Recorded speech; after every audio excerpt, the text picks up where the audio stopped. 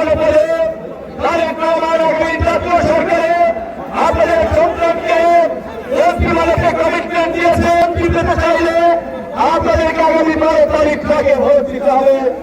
আমাদের এই দুর্গম অঞ্চল শিক্ষাক্ষেত্রে বরাবরই পিছিয়ে, আমার বাড়ি ওই করে ওই বৃষ্টির পানি, ঝড়ের পানি রোদে পুড়ে খেয়ে না খেয়ে কষ্ট করে পড়াশোনা করে ঢাকা বিশ্ববিদ্যালয়ে চান্স পেয়েছিলাম।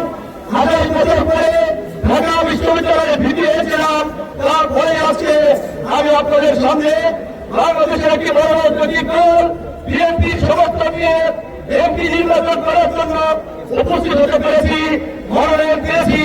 তাই এই অঞ্চলের মেধাবী ও সচ্ছল শিক্ষার্থীদেরকে সুযোগ সুবিধা নিশ্চিত করে ব্যক্তিগত সরকারি সমস্ত পর্যায় থেকে তাদের উন্নত আধুনিক শিক্ষার সুযোগ সুবিধা নিশ্চিত করে তাদেরকে আমরা এগিয়ে নিতে চাই।